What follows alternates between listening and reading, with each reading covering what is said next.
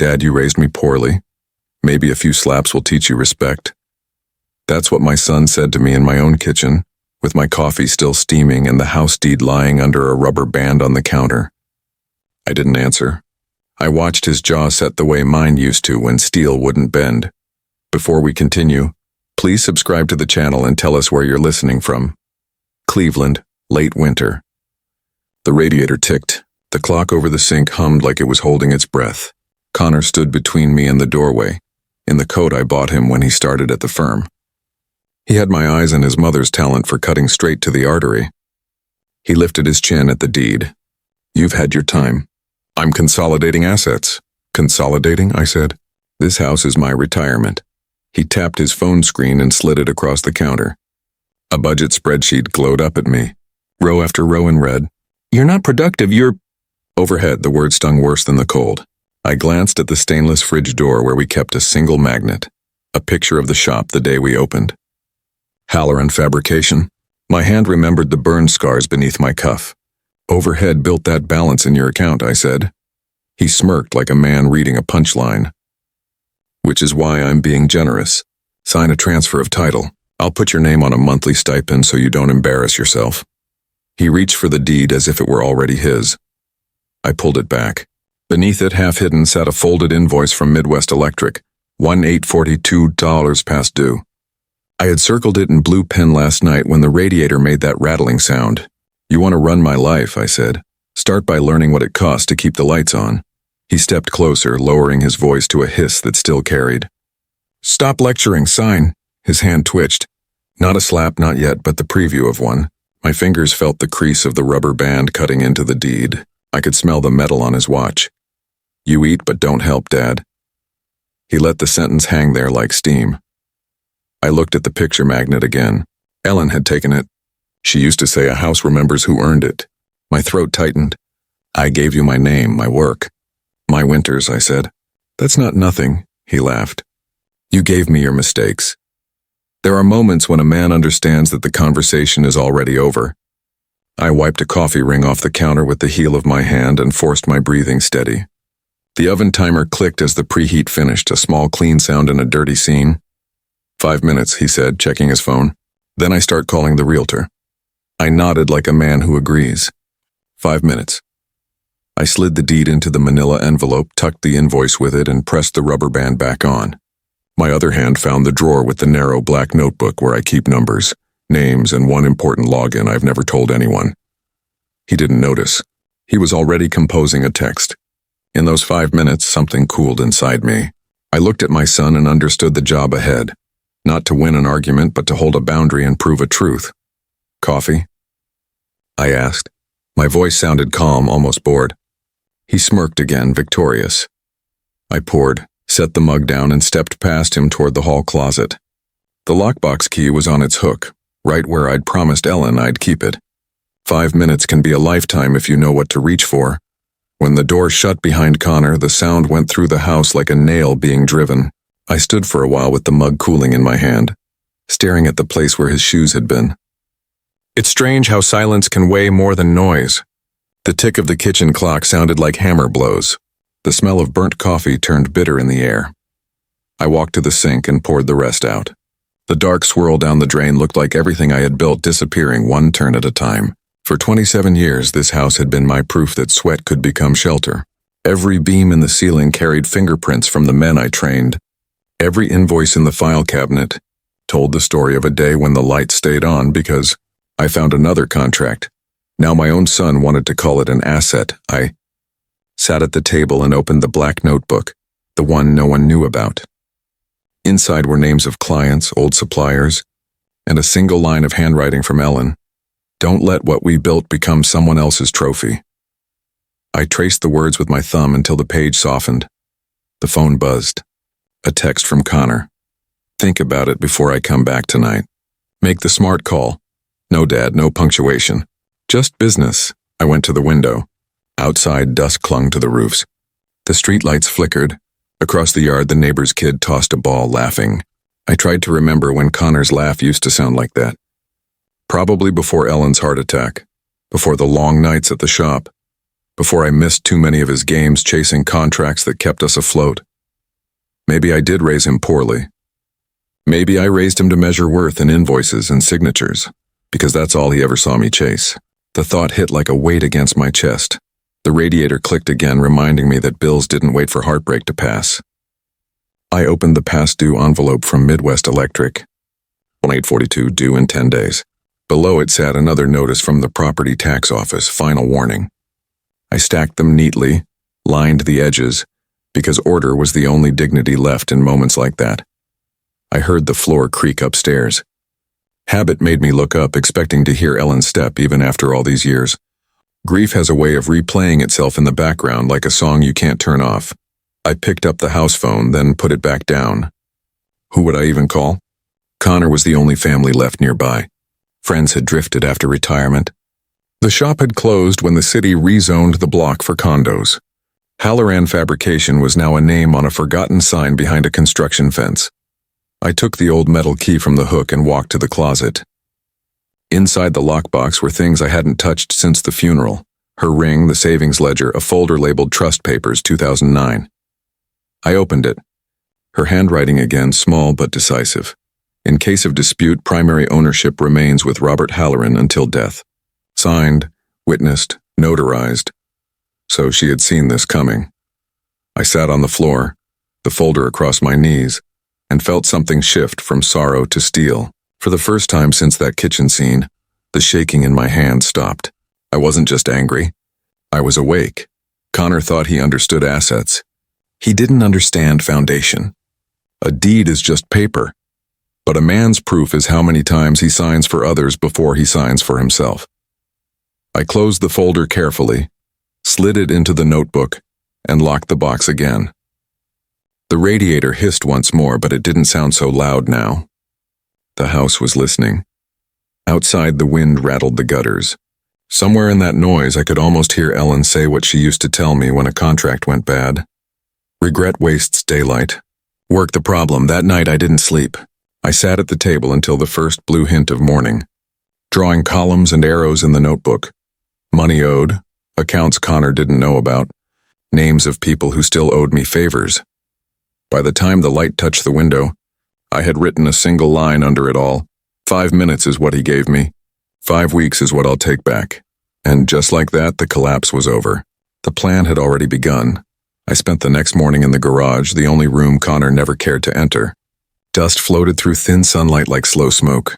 The pegboard still held the tools in perfect order, each shape outlined by a pencil trace. There's comfort in things that stay where you left them. I cleared a spot on the workbench and opened the notebook again. 5 pages filled with numbers from the night before. Across the top I wrote 2 words. Silent inventory. Every tool, every receipt, every scrap of ownership that proved this house was mine went onto that list. Connor thought everything existed in his cloud storage. He'd forgotten that paper, properly kept, can outlive servers. On the shelf sat the steel ledger from the fabrication days. Inside it, among old payroll slips, was the most important document of all. The reinvestment agreement I'd signed when Ellen and I mortgaged the shop to buy this home. It carried both our names, notarized and sealed. If Connor ever pushed for a title transfer, this would be my shield. I placed it in a new folder marked Evidence, Keep Safe, and slid it beneath the seat of my pickup. At noon I called Mr. Warren, an old accountant from Halloran Fabrication. He still used the same phone number he'd had since 1992. "Robert," he said, his voice like gravel. "Haven't heard from you in a while." "Need a quick favor," I told him. "Remember that trust Ellen set up in '09? Can you check if it's still active?" "Still active," he said after a pause. "In fact, the clause prevents any transfer without your written consent. Your son can't touch it unless you're declared incapacitated." "Then he'll try to make me look that way," I muttered. "Then you keep your wits, Bob. Paper beats opinion." After the call, I drove to the bank. The clerk at Lakeview Savings, a young woman with bright nails, smiled when she saw the worn folder. "Updating records?" "Just making sure they still belong to me," I said. She notarized 2 copies without question. On the way home, I stopped at the old fabrication yard. Most of it had been flattened, fenced, and labeled Future Development Site. But through the wire, I could see a fragment of the concrete floor with the initials RH etched near the corner. I pressed my hand against the fence. The place looked dead, but it remembered. When I got back, the answering machine blinked. 2 new messages. First was Connor. Dad, hope you're thinking clearly. Realtors ready to list by Friday. Don't make this hard. Second was quieter, a voice from the past. Mr. Halloran, this is Attorney McNeil. I handled Ellen's estate. I received an inquiry today from someone claiming to be reviewing the property transfer. Can we talk? Connor had moved faster than I thought. He'd actually contacted my late wife's lawyer to see if he could get the deed rerouted through her old trust. That was his mistake, leaving a footprint in legal sand. I called McNeil back immediately. Don't release a thing, I said. He hesitated. Your son seemed very confident. Confidence isn't ownership, I replied. He's about to learn the difference. That night I laid out every piece of paper on the dining table. The original purchase deed, the reinvestment contract, the trust clause, and Ellen's note. The surface looked like a mosaic of our entire life. 20 years of work boiled down to thin rectangles of ink and signature. I wrote one final entry in the notebook. Goal: protect legacy. Teach respect through truth. Tool: law, proof, and patience. At the bottom, I underlined a single phrase. Act in silence. Speak in daylight. Connor thought I would crumble, that guilt or age would make me surrender. But Ellen used to say, a man's calm is not his weakness, it's the warning before he moves. So I waited. The phone would ring again. He'd make his next move thinking I was cornered. And when he did, every document, every notarized copy, every name in that notebook would be ready to meet him in daylight. That's how revenge begins, not with rage, but with record-keeping. 3 days passed before Connor showed up again. He didn't knock. He had his own key. Another small thing I'd allowed too easily years ago when he promised to check on the place. I was sitting at the kitchen table with a cup of cold tea and the same manila envelope I'd sealed during our last encounter. Morning, Dad, he said, like he was greeting an employee. I spoke with the realtor. She's eager to meet. I told her you'd be cooperative. I looked at him, calm as I could. You move fast. Efficiency, he said, setting his laptop bag on the table. It's what you never learned. He opened the laptop, turned it toward me, and pointed at a line on a spreadsheet. Property value, $680,000. If you sign today, I'll put $150,000 into an account for you. Clean, simple, no arguments. He leaned back, folding his arms like a man expecting applause. You sound generous, I said. But tell me, did your realtor mention the clause in the trust deed? He frowned. What clause? The one that says no transfer without my written consent. His mouth twitched. That can't be right. It is, I said. I spoke to McNeil, the lawyer who handled your mother's estate. You remember her signature, don't you? He blinked. The silence between us thickened. He started typing rapidly, maybe looking for a loophole on his phone.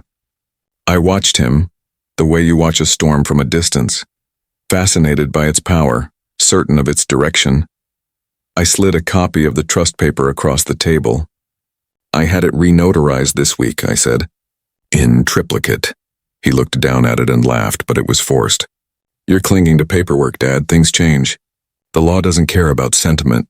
Maybe not, I said, but it cares about signatures. He stood up, angry now. You think a few old documents will stop me? I'll challenge it. I'll say you're not of sound mind. People will believe me. I took a sip of the cold tea. Then I'll let them hear this. I pulled my phone from my pocket and played the short audio I'd recorded during his first visit. His own voice saying, You eat but don't help, Dad. And a few slaps might teach you respect. His face drained of color. You recorded me? You taught me that words matter, I said softly. Now they're documented. For a moment he looked like a boy again, the same frightened expression from when he'd broken the workshop window at age 12. Then it hardened. You think you've won something? I'm just keeping what's mine, I said. You'll get your share when I'm gone. Until then, you'll learn patience. He closed the laptop with a snap. You've lost it, old man. You're paranoid. Maybe, I said. But paranoid men don't lose their homes, he stormed out. I waited until I heard the car door slam before I allowed myself to breathe. My hands were steady, not shaking this time. I looked around the kitchen, At the faint ring left by my mug, the envelope still sealed, the documents neatly aligned. This was what Ellen used to call quiet armor, the kind you wear without anyone noticing. That afternoon, I called Attorney McNeil again. "He's threatening to contest mental capacity," I said. "Then we'll preempt that," McNeil replied. "I'll schedule an evaluation with Dr. Carter, someone neutral. If you're cleared, no court will entertain his claim." "Do it," I said, "and keep all communications in writing." By evening, the appointments were confirmed. I spent the night cleaning the garage again, sorting tools into labeled boxes. Not because they needed it, but because order felt like control. In one corner, the old Halloran fabrication sign leaned against the wall. I brushed the dust from the letters and smiled. Before going to bed, I wrote another note in the black notebook. Step 1. Confirm legal footing. Step 2. Expose motive. Step 3. Turn his words into evidence. Under it, I added one line Ellen would have liked. "A liar's echo is the sound of his own undoing." The next morning, I ironed a clean shirt and prepared to meet Dr. Carter. If Connor wanted to question my sanity, I'd give him proof of something else entirely, the sanity of a man preparing for justice. Dr. Carter's office sat in a renovated brownstone on Euclid Avenue, tasteful, quiet, and nothing like the sterile clinics Connor probably imagined I'd end up in. She was middle-aged, soft-spoken, and sharp as glass behind kind eyes. She asked the usual questions: names, dates, memory recall. I answered them all, steady and factual. When she asked about stress, I smiled. "My son wants to sell the roof over my head. How's that for stress management?" She laughed once, but she saw the truth in it.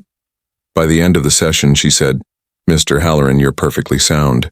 I'll file the report this afternoon." I thanked her, shook her hand, and asked for a copy. A man learns eventually never to rely on anyone else's filing cabinet. Back home, I faxed the report straight to McNeil. 10 minutes later, he called. "That evaluation seals it. If Connor pushes any claim of incompetence, we'll counter with this and his recorded outburst." "Good," I said. "Now what happens when he doesn't stop?" McNeil paused. "Then we let him hang himself with paperwork." The next few days felt like waiting for weather to break. Connor stopped calling. No texts, no emails, no surprise visits. The silence was worse than shouting. It meant he was planning. I followed my own advice and kept busy. I visited the county records office to verify the property file. Everything was clean. I added the time-stamped printout to my folder. Then I stopped at a small diner on Lake Avenue, the kind where people still pay cash and know the waitress's name. I ordered black coffee and an omelet. The waitress, Donna, smiled. "You look like a man trying to figure something out." "Just counting my blessings," I said. "Start with the ones that count," she replied. That line stuck with me. I wrote it in the notebook later that night. 2 mornings later, a white SUV rolled up the drive. Connor stepped out wearing a tailored coat, followed by a woman in a red blazer holding a clipboard. Realtor. He didn't even call first. I met them on the porch. "You're trespassing," I said evenly. Connor gestured to the woman. "Dad, this is Melissa. She's just here to take a look around." "Look around at what?" "The property. It's on the market now." I crossed my arms. "It's not on the market until I say it is." Melissa glanced between us, uncomfortable. "Maybe I should come back later." Connor snapped, "You'll stay." He pushed past me, motioning toward the living room. I followed, heart thudding. The woman looked mortified, but she obeyed. Connor opened the curtains, sunlight spilling across the framed photos. Ellen, the shop crew. Connor as a kid holding a toy hammer. He stared at that one a second too long. Then he said, "Don't get sentimental, Dad. Buyers want clean lines." I stepped beside him. "You erase history so you can sell the wallpaper? That's not efficiency. That's arrogance," he turned, voice rising. "You think I owe you for every nail you drove? You built a workshop, not a legacy." The realtor froze. I could see her realizing this wasn't a business meeting, it was a family war. "Out," I said quietly. "Both of you," Connor sneered. "Make me." That was when the doorbell rang. Timing, as Ellen used to say, is proof that God enjoys irony. I opened the door. Attorney McNeil stood there, holding a manila envelope. "Mr. Halloran," he said, "I have the notarized report confirming your full competency. I also have a cease and desist notice drafted for any unauthorized listing of your property." Connor's face went slack. "You set this up?" "Not exactly," I said. You did when you started acting like my lawyer.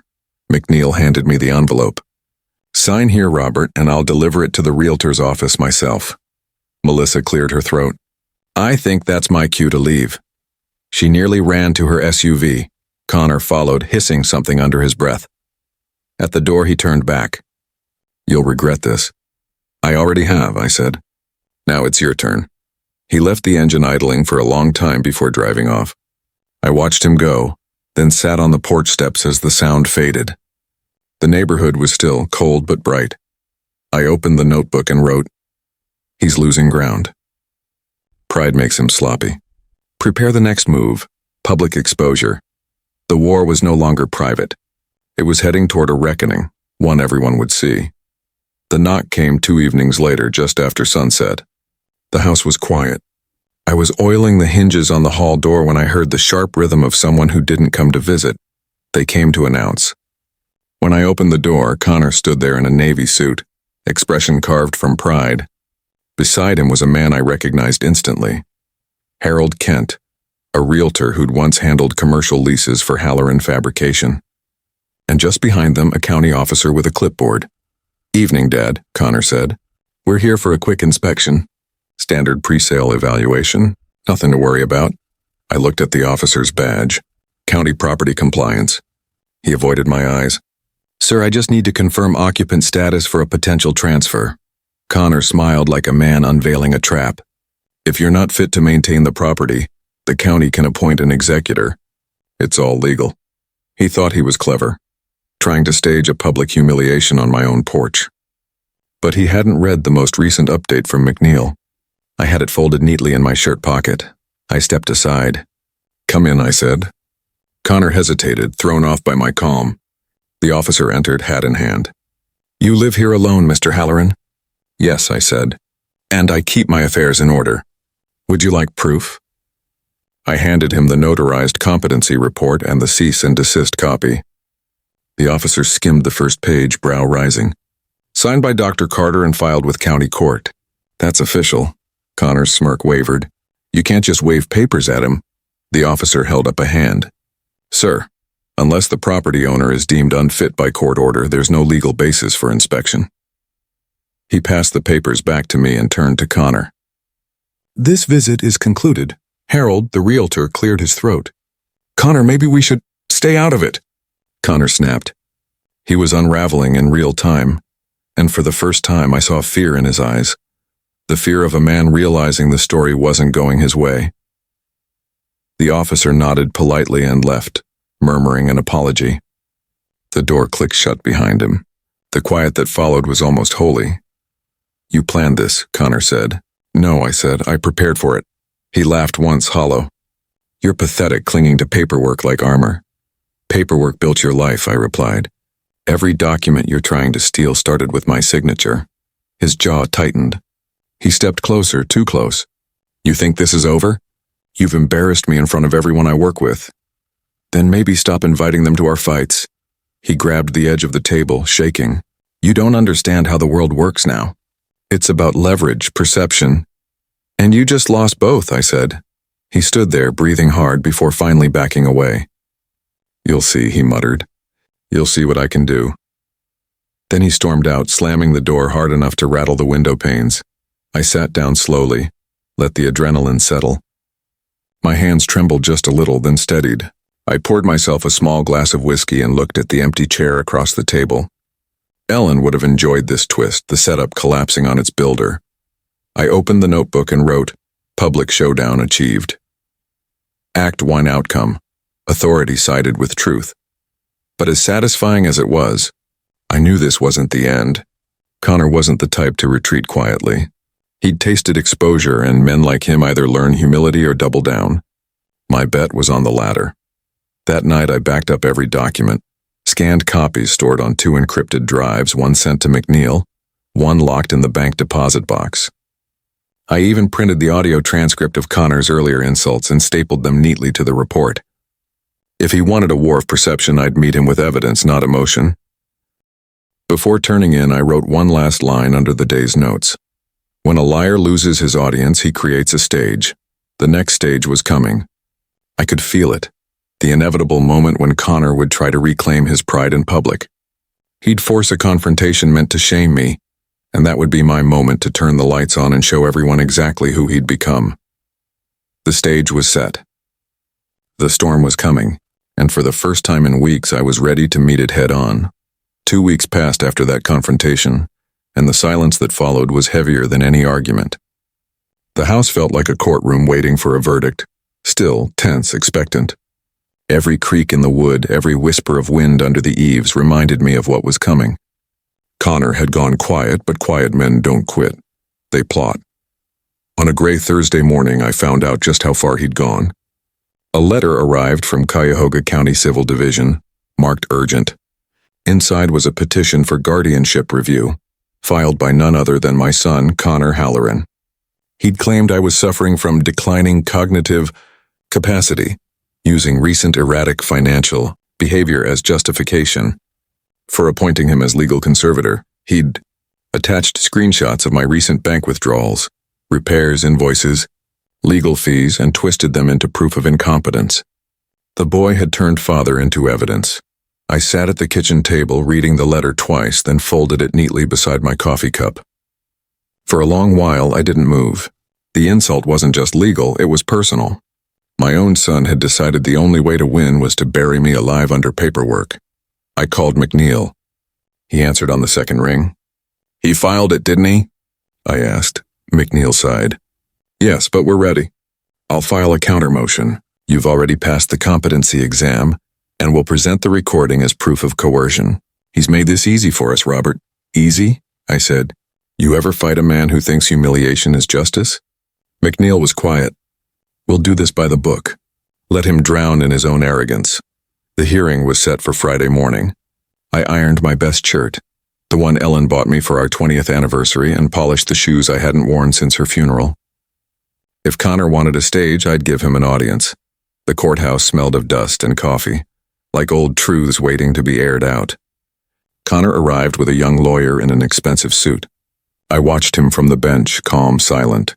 He wouldn't even look at me at first. Maybe he couldn't.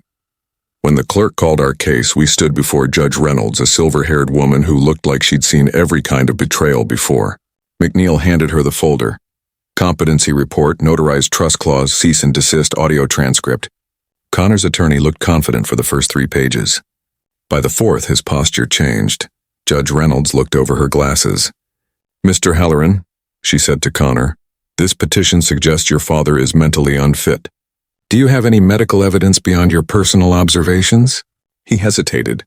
"Not medical evidence, Your Honor, but I've witnessed confusion. He's been mishandling finances." McNeil interrupted politely. "Your Honor, may we play a brief clip?" She nodded. McNeil pressed play. Connor's voice filled the courtroom, echoing from the small speaker. "Dad, you raised me poorly. Maybe a few slaps will teach you respect." The silence afterward was thunderous. Even the court reporter looked up from her keyboard. Connor's lawyer leaned in and whispered something sharp. His face went pale. Judge Reynolds exhaled slowly.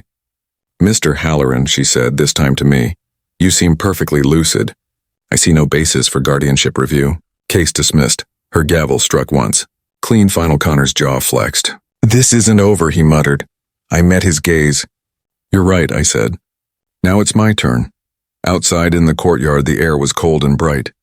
Reporters weren't there for us. Some other case had drawn cameras. But that didn't stop the universe from granting me an audience. McNeil shook my hand. "You handled that like a craftsman, Robert. Precision work." Connor stormed past without a word, but I followed him. He reached his car, fumbling for his keys, and I stopped 3 steps behind. "You embarrassed yourself in there," I said quietly. "You wanted to prove I was incompetent. You proved I was prepared." He spun around. "You think this makes you some kind of hero? You'll die alone with your papers and no one will care." I nodded. "Maybe, but at least I'll die standing in my own house," he sneered. "You'll regret crossing me." "I already do," I said. "Every day since you decided money meant more than your mother's name." For a heartbeat, I saw something flicker in his eyes. Remorse, maybe, or just exhaustion. Then he got in the car and drove off. The tires screeched. The echo lingered long after he was gone. That night I sat at the kitchen table with a glass of scotch and the envelope from the court. The house was quiet again, but this time it felt peaceful. The radiator hummed softly like the heartbeat of something still alive. I opened the black notebook and wrote, "Outcome. Petition dismissed. Evidence stands. Sun exposed. Next, reclaim respect through truth." Then underlined twice, "When pride collapses, truth remains standing." I turned off the lights, leaving only the lamp over the table burning. The house had earned its calm again. Ellen's picture caught the glow. "You'd have liked that one," I whispered. The war had shifted. Connor hadn't learned yet, but the next lesson wouldn't be legal. It would be moral. Justice wasn't about beating him in court. It was about making him see the cost of every lie he'd told himself. The next morning I started writing a letter. Not to him, but to the people who'd watched him fall. His firm partners, his realtor, the ones who'd believed his stories about the old man losing it. If Connor wanted perception, I'd give him one, his own reflection held up in daylight. By evening, the letter was done, copied, and sealed. Each envelope carried the same closing line. Some inherit money. Some inherit truth. My son chose the wrong one. The fallout had begun. I mailed the letters on Monday morning. 7 envelopes dropped one by one into the blue steel box outside the post office. Each address was deliberate. His law firm partners, his realtor, his accountant, even the country club manager whose newsletter Connor had bragged about sponsoring. I didn't write accusations. I just sent truth, attached copies of the court dismissal and the transcript of his recorded words. By Tuesday afternoon, the silence broke. The first call came from his office assistant, a young woman who sounded nervous. "Mr. Halloran," she said, "I think you should know there's talk going around here. People are asking questions about your son, about the hearing." "I didn't start the rumors," I said. "I just confirmed them." An hour later, McNeil phoned, half amused. "Robert, whatever you did worked. His firm's senior partners just called me to verify your legal competency. Sounds like they're reconsidering his promotion." I smiled, slow and tired. He wanted a public stage. He's got one now. That night I sat on the porch with a blanket around my shoulders and the sound of spring thaw dripping from the gutters. The neighborhood was still. Somewhere down the block someone was grilling, the faint scent of charcoal drifting on the cold air. For the first time in months I could breathe. But peace is never clean. Justice has a cost. By Thursday, Connor showed up again. No suit this time. Jeans, wrinkled shirt, eyes ringed in red. He looked 10 years older. He stood on the walkway, hesitating like he wasn't sure he was allowed up the steps. "Dad," he said finally, "you humiliated me." "No," I replied. "You did that to yourself." He exhaled sharply, rubbing his face. "They suspended me from the firm. They said my conduct reflected poorly on their ethics." I nodded. Maybe they were right. He sank onto the porch rail. "I was trying to protect the assets. I thought you'd, I don't know, lose control of everything." "You didn't want to protect anything," I said quietly. "You wanted ownership. You can't love what you want to own." He looked at me, eyes raw. "What happens now?" I studied him a moment, then reached into my jacket pocket and handed him a folded paper. "That's a notarized letter of partial access to the trust. You'll get a monthly dividend. Enough to live, not to waste." He stared at it. "After everything I did? You're still giving me something?" "I'm giving you a chance," I said. "Alan would have wanted that." He swallowed hard. "I don't deserve it." "No," I said, "but neither did I once. I made my father proud too late. Maybe you can do better." He nodded, silent. The wind stirred the leaves across the porch. He looked up at the old Halloran fabrication sign leaning against the wall. "You're keeping that?" "It's the only thing that still listens when I talk," I said. He almost smiled. "You always were stubborn." "Runs in the family," I answered. He stood, holding the paper tight. "I'll try to fix things," he said. "I don't know how yet, but I'll try." I didn't answer. Some promises need to be proven, not spoken. He walked down the steps, slower this time. When the car pulled away, I didn't feel triumphant. Just steady, balanced, like the weight on the scale had finally settled. Inside, I poured a cup of coffee, hot this time, and opened the black notebook one last time. Under the old entries about invoices, deeds, and court filings, I wrote a new one. Justice isn't what the law gives you. It's what the truth leaves standing after the lies collapse. I closed the book and set it beside Ellen's picture. For the first time since she passed, the house didn't feel empty. It felt defended, earned, alive again. The days after Connor left felt different. Not peaceful exactly. More like standing in a house after a storm, listening to the beams settle back into place. Nothing broken, but nothing quite the same either. I woke earlier than usual that week. Old habits, maybe. I'd make a pot of coffee, open the blinds, and sit at the table while sunlight spilled over the kitchen tile. For the first time in months, I didn't dread the mail. No more envelopes stamped urgent, no more lawyer calls. Just the sound of the radiator humming, faithful as ever. There's a strange kind of quiet that comes after you've defended yourself. Not the absence of noise, but the absence of fear. It's lighter. It fills the corners again. One morning I went into the garage, swept the floor, and rehung the old Halloran fabrication sign. The steel letters caught the light. I ran my fingers over the RH initials and thought about what Ellen once told me the day we first hung it at the shop. If something carries your name, treat it like a promise. For years, I thought that meant the business, the house, the work. But it meant family too. It meant raising a son with more patience than pride. I hadn't always done that. Somewhere between invoices and deadlines, I taught him the wrong kind of strength. The kind that measures worth in possession, not principle. So maybe in a way we both failed each other. He took from me what I taught him to take, control. And I fought back with what he never learned to value, truth. That afternoon I drove to Lakewood Cemetery with a single flower. Ellen's stone was cool and smooth beneath my hand. I brushed away a leaf and said softly, "It's done." A breeze moved through the trees. If you've ever stood at the grave of someone who made you better, you know what that silence says. It isn't grief. It's gratitude wrapped in memory. I told her everything. The courtroom. The letter. The look on Connor's face when the judge ruled. And finally, how he came back, beaten but human again. I said, "I didn't destroy him, Elle. I just stopped letting him destroy himself." The wind shifted, and I could almost hear her laugh. When I got home, I opened the black notebook one last time and flipped through its pages. It had become more than a record. It was a map of survival.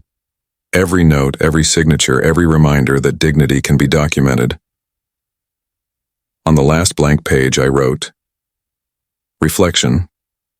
What we build with our hands fades. What we build with our choices lasts longer than our names." Then I closed it for good and placed it inside the lockbox with Ellen's trust papers and the deed, where it all began. Later that evening, I sat on the porch as the sun went down. The same porch where Connor had once threatened me, where we'd argued, where the balance finally shifted. The street was quiet. The air smelled faintly of rain, and a few kids were riding bikes, laughing, their voices carrying down the block. I thought about how every story I'd ever told myself about being a father ended the same way, with me fixing something. But maybe some things aren't meant to be fixed. They're meant to be faced. I raised my glass of coffee, cold again, the way it always ends up, and said quietly to no one in particular, "Here's to the lessons that take half a lifetime to learn." The stars came out one by one, faint but steady. I sat there until the porch light clicked on automatically, flooding the steps with soft yellow. Justice had already been served. Now came something rarer, peace that didn't need proof. Spring arrived quietly in Cleveland. The snow melted from the gutters in slow ribbons, leaving behind the smell of wet earth and beginnings. The yard looked rough but alive, patches of green pushing through mud.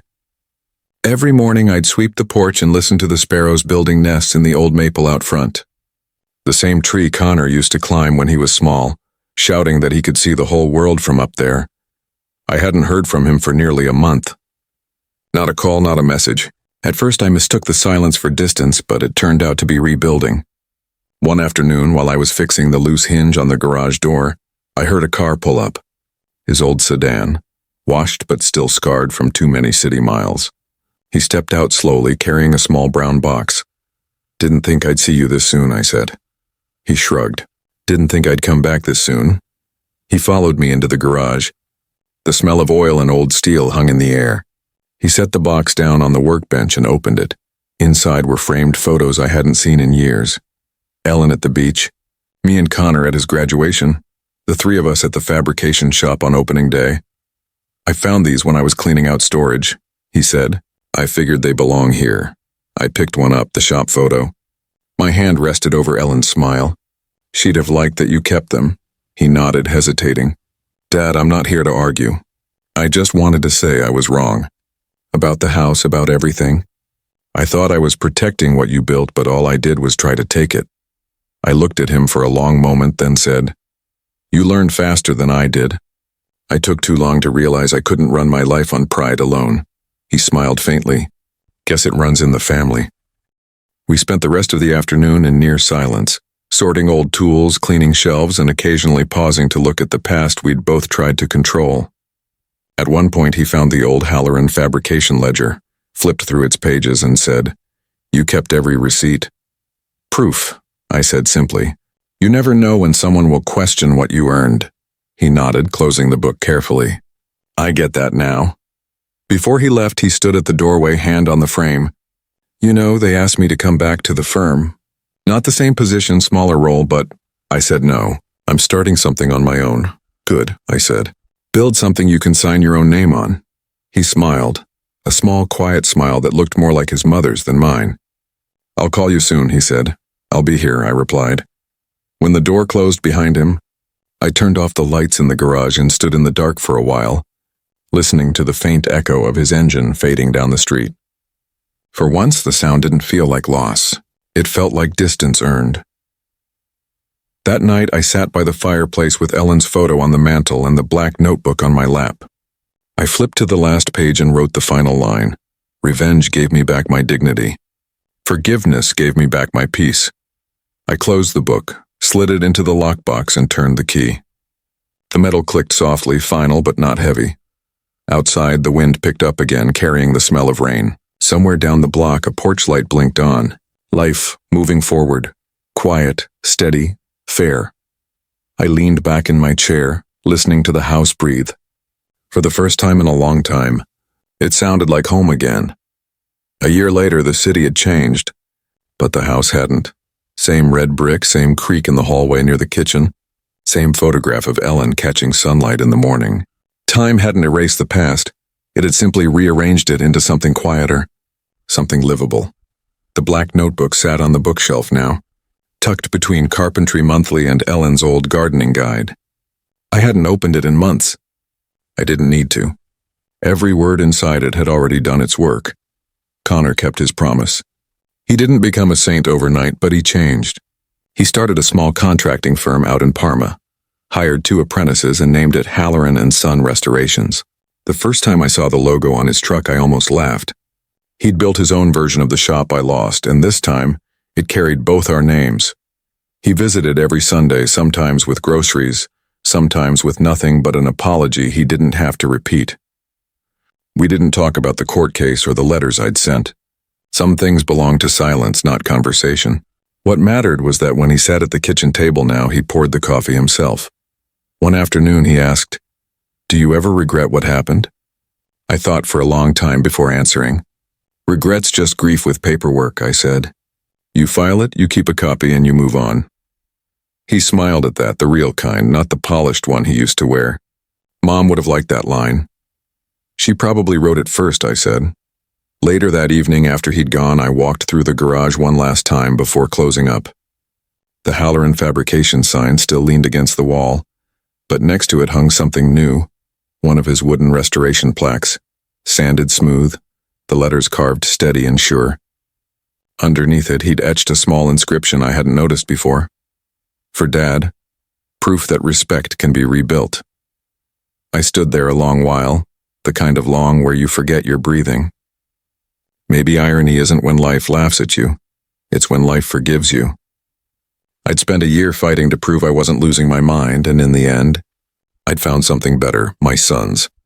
I locked the garage, stepped out into the cool Cleveland evening, and looked up at the sky.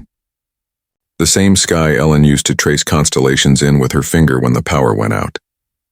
Somewhere above the roofline, a faint streak of airplane light crossed the clouds, a reminder that even metal, if guided right, can rise again. Inside, I poured one last cup of coffee and sat at the table. The deed, the trust, and all the papers were still in their envelope, but they no longer felt like weapons. They were keepsakes now, relics of a battle that proved its point.